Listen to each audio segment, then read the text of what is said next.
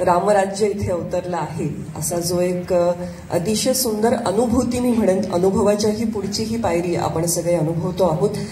त्यासाठी सगळ्यात आधी सगळ्यांचं मनपूर्वक अभिनंदन. नयनरम्य, नेत्रदीपक, अद्भुत अशी जी एक अनुभूती आपण सगळ्यांनी घेतलेली आहे. 23 कलाकार इथे आहेत असं सांगण्यात आलं. मला वाटतं सांख्य प्रकृतीमध्ये 25 तत्व सांगितलेली आहेत. तर ही 23 तत्व आणि जिथे जिथे रामकथा गायली जाते तिथे हनुमंतराय असतात, ते 24वे तत्व, आणि साक्षात प्रभुराम हे 25वे तत्व, अशी सगळी तत्व या ठिकाणी साकार झालेली आहेत. आपण नेहमी म्हणत असतो की भारतीय अभिजातता म्हणजे काय किंवा भारतीय कलेची श्रीमंती काय आहे. तर मला वाटतं ती जरतारी श्रीमंती आज आपण या मंचावरती कलात्मक अनुभवातून अनुभवलेली आहे.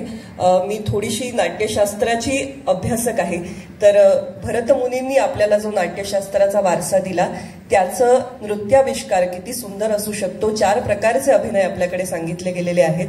चतुर्विध अभिनयामध्ये अंगिक, वाचिक, सात्विक आणि आहार्य म्हणजे नेपथ्य असा अभिनयाचा 4ही अंगांनी विचार, समग्र विचार भारतीय संस्कृतीत करण्यात आलेला आहे. आणि मला वाटतं या चतुर्विध अभिनयाने नटलेलं सादरीकरण आपण आज अनुभवतो आहोत. यातला प्रत्येक अंग असेल त्या प्रत्येक अंगाला न्याय मिळालेला आहे. आणि पुन्हा एकदा या सगळ्या कलाकारांच्या बरोबर कलाकारांच्या पालकांचं सुद्धा मला कौतुक करावं असं वाटतं.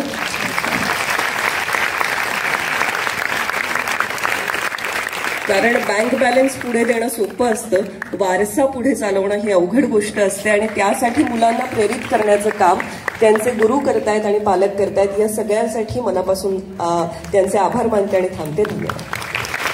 धन्यवाद. मी काय सांगू अक्षय, no words to express my happiness.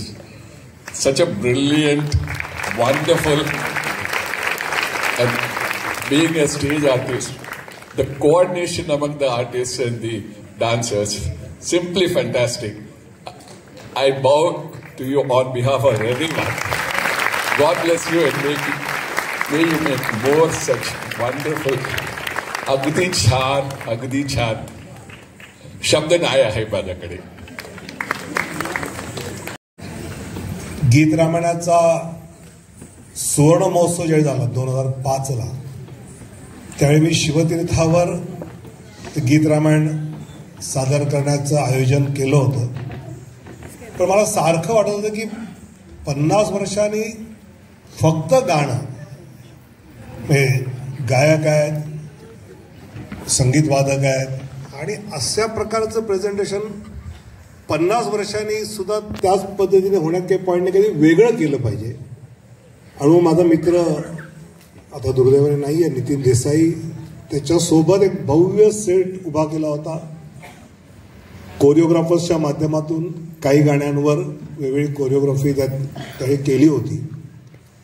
आणि त्यावेळी माननीय शिवसेना प्रमुख बाळासाहेब ठाकरे म्हणले होते की 2 दिवस मराठी गाण्यांना 40,000ची गर्दी आणायची ताकद गीत रामायणात आहे. पण या प्रेझेंटेशनमध्ये सुद्धा ती होती. जर सुवर्ण महोत्सव तसा झाला असेल तर आता 75 वर्षांचं गीत रामायण कसं सादर झालं पाहिजे, तर ते असं सादर झालं पाहिजे. खूप खूप अभिनंदन.